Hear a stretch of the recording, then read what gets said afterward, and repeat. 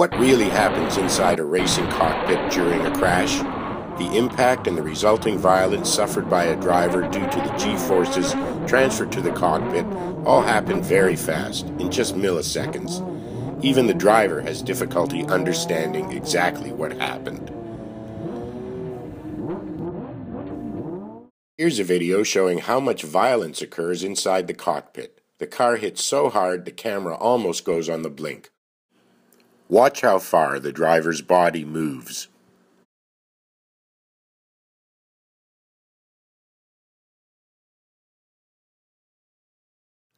One way to measure the forces in a crash is sled testing. In the following video, the top portion shows how enough energy is transferred to the head and neck to cause a serious or fatal injury without a head restraint. The bottom portion demonstrates the same G-force, but the test dummy is wearing a head restraint.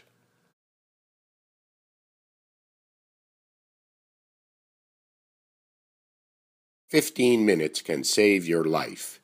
We invite you to take the next 15 minutes and we'll show you how a proper cockpit safety system can help the driver walk away from a violent crash. Unfortunately, not all drivers walk away. Motorsport is more advanced than ever. The cars and safety equipment are far better and more high-tech than ever.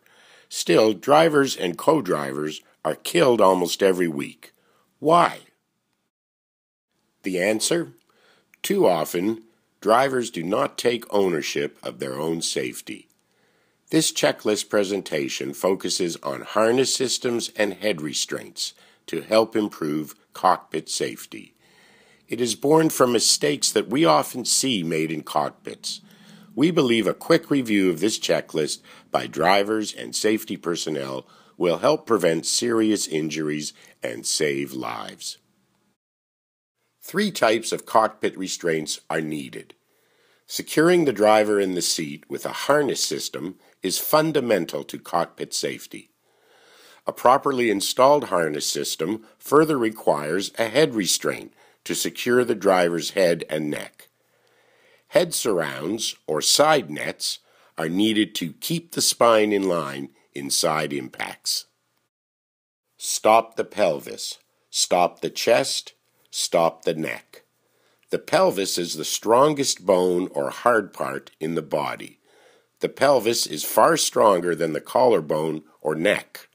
Stopping the pelvis reduces loads on the collarbone and neck. Lap belt mounting points. Lap belts are critical to the entire harness system. When you stop the pelvis, it helps stop the chest and the neck. To stop the pelvis, mounting points should be between -45 degrees and -80 degrees from horizontal. See the illustration. Lap belt mounting points. Lap belt should lie flat across the pelvic bone.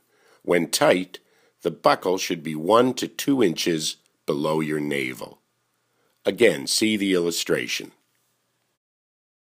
When lap belt mounting points are wrong, the more the pelvis moves, the greater the load on the chest and neck.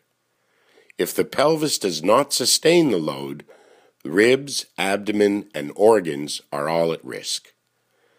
The more the pelvis moves, the greater the risk of shoulder belts slipping off. Use a 6-point harness. All belts must work in concert to keep the spine in line and the driver firmly planted in the seat. A 6-point harness helps stop the motion of the pelvis and the lower body earlier in a crash. This helps stop the chest and the neck. Stop the pelvis, stop the chest, stop the neck.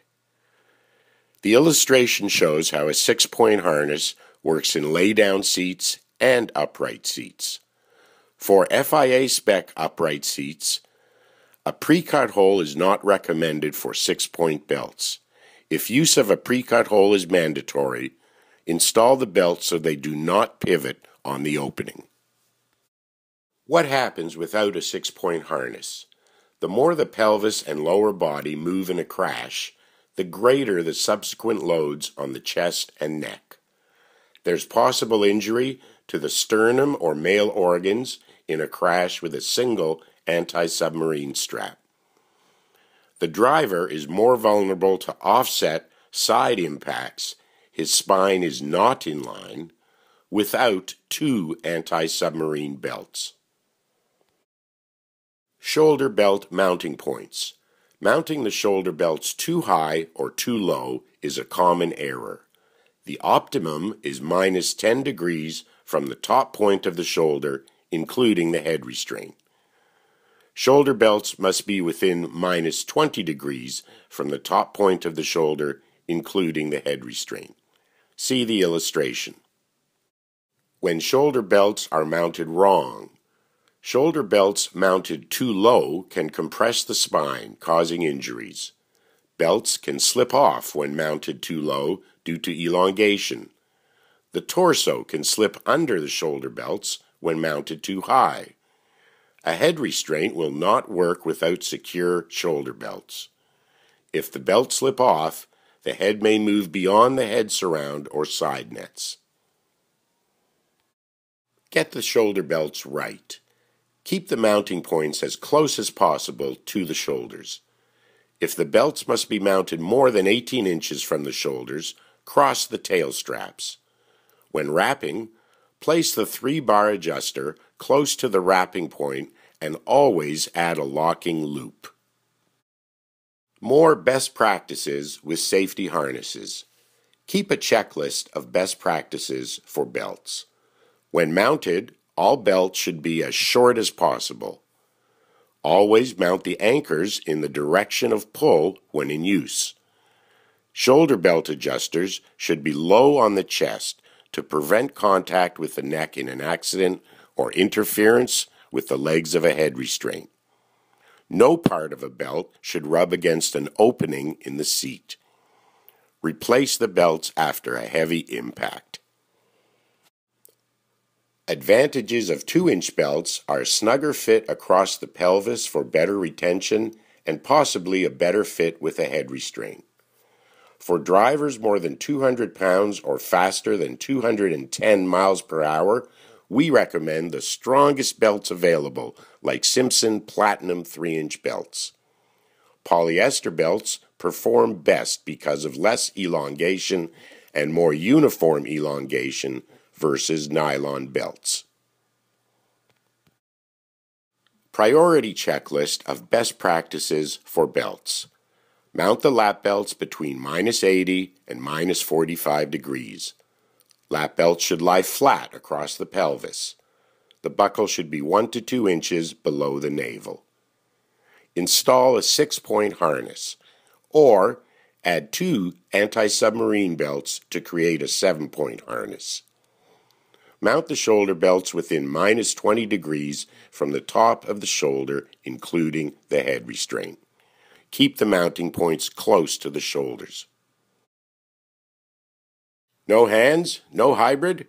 For decades, drivers who died of head injuries in crashes were thought to have hit the wall or some other object with their head and helmet. Then it became clear that basal skull fractures were often killing drivers. Once a harness system has been properly installed, drivers need a head restraint to prevent the head whip that leads to basal skull fractures. Stop the head in sudden stops. Top speed does not always determine vulnerability to a head or neck injury. Head whip is caused by the sudden change in velocity, also known as delta V. Sled tests at a delta V of 42 miles per hour confirmed neck tension exceeded the threshold for a fatal injury. The top photo shows a sled test at 42 miles an hour without a head restraint. Neck tension exceeds the threshold for a fatal injury. The bottom photo shows the same sled test at 42 miles an hour with a head restraint. The neck tension is far below the threshold for a fatal injury. The benefits to wearing a head and neck restraint. You're quickly back racing after repairs to the car. You're back at work Monday morning.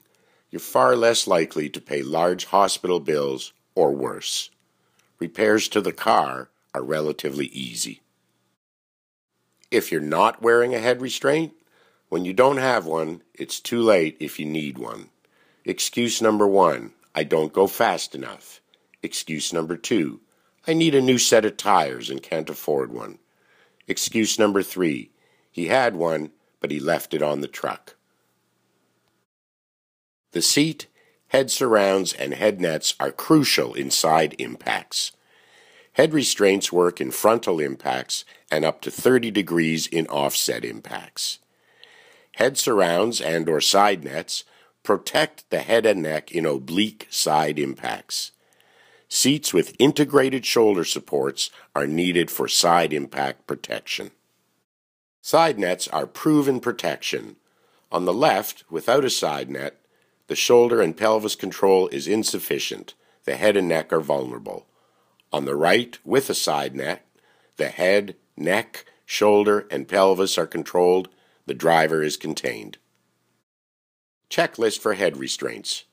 Use an SFI or FIA certified head restraint. Comfort is the deciding factor.